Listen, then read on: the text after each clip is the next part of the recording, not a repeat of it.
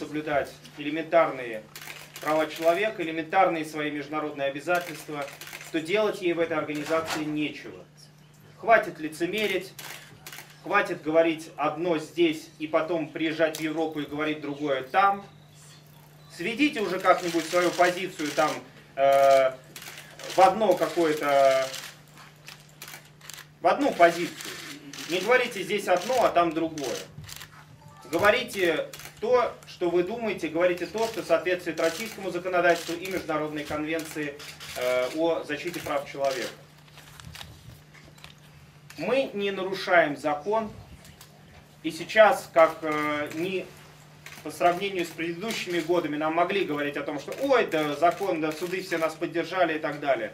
В этот раз нам никто так не может сказать. Суды все на нашей стороне. Европейский суд по правам человека, как высшая судебная инстанция, находится на нашей стороне. И поэтому мы намерены реализовать свое право на свободу собраний в этом городе, вне зависимости от незаконных решений московских властей. И мы это сделаем завтра. Я скажу, когда мы это сделаем и в какой мы это форме сделаем. И это тот самый случай, когда скрываться мы не намерены. Потому что мы прекрасно осознаем, что если мы будем скрываться сегодня, вернее завтра, то это только сыграет на руку российским властям, которые скажут, что все прошло прекрасно, хоть мы и запретили, но никого не побили, никого не забрали в милицию, и все прошло прекрасно, и мы, в общем-то, не ответственны за то, что произошло. Завтра вся ответственность ляжет на российские и московские власти. Это их абсолютная проблема, это они должны эту проблему решать. Относительно планов на проведение этого мероприятия, завтра я скажу обязательно после выступления других участников этой пресс-конференции. Я передаю слово Питеру Тэтчелу, главе британской организации Outrage из Лондона, который неоднократно принимал участие в московском гей-прайде, который был избит в 2007 году, участвуя в московском гей-прайде, и который прекрасно понимает всю ту ситуацию, которая сложилась в Москве за последние годы. Peter, it's the word for you.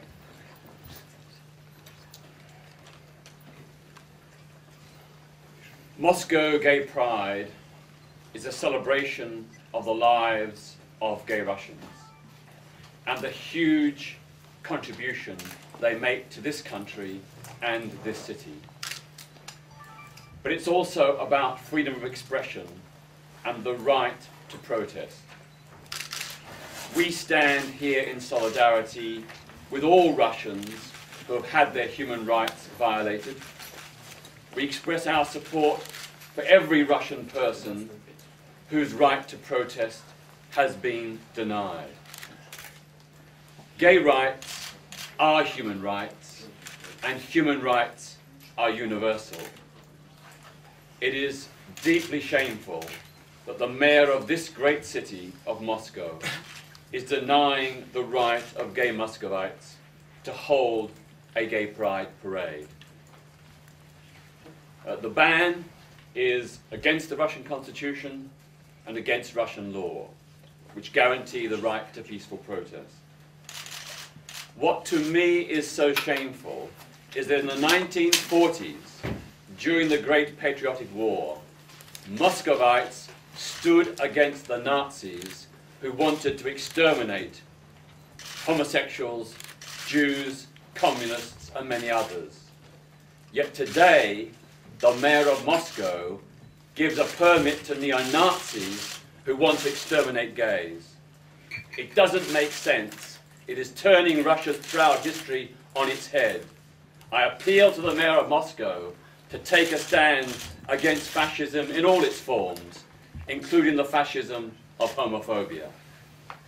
Finally, I want to read a statement from Sir Ian McKellen, the great Shakespearean actor, who has sent a message of support to Moscow Gay Pride. And I quote, this is what Sir Ian McKellen has said in his statement. The mayor of Moscow is a coward.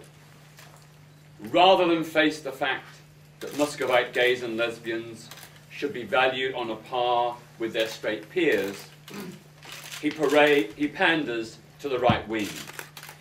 He throws them some red meat, some gays to gnaw on.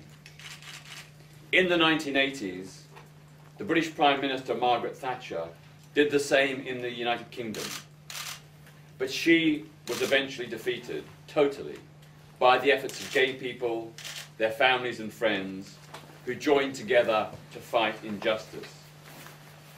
I send you my heartfelt support for your bravery in marching for lesbian, gay, bisexual and transgender rights in the land of Tchaikovsky, Diaghilev and Nureyev.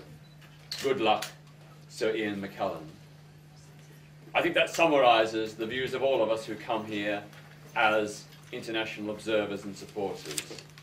This fight is by Russian and Muscovite lesbian and gay people, but we are here to stand in solidarity with them and with all Russian people to defend freedom of expression and the right to protest.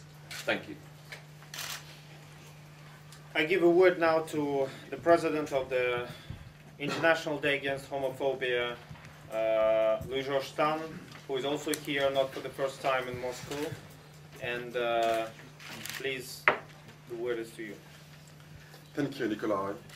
The International Day Against Homophobia and Transphobia, the Idaho, is celebrated in more than 70 countries in the world, including Russia.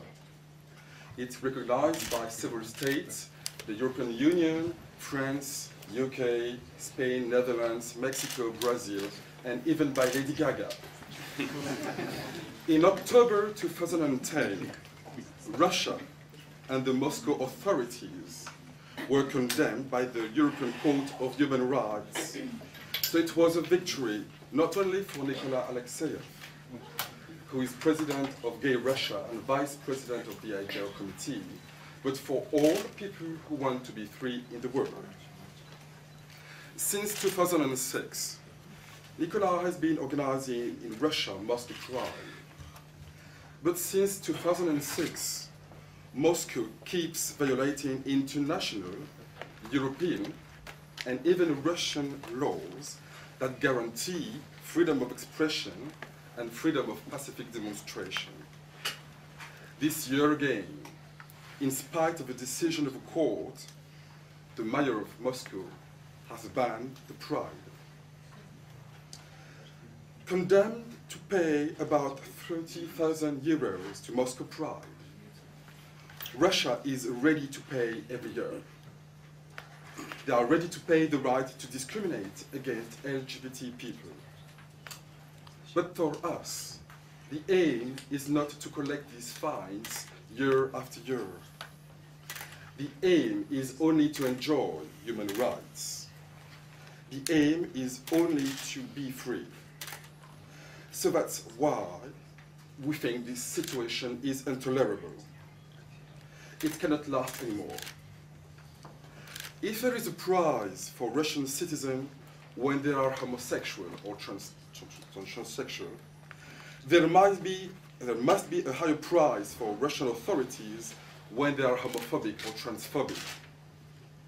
The Council of Europe, which was created to promote human rights, cannot include, without any reaction, a member state that denies human rights so clearly.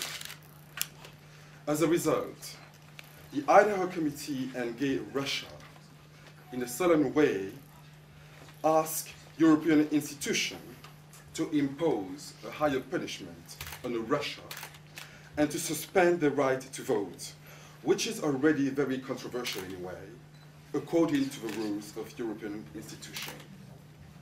So our message today is very clear. The right to vote of Russia in the European Council, this right to vote must be suspended now. Thank you. Now I give a word to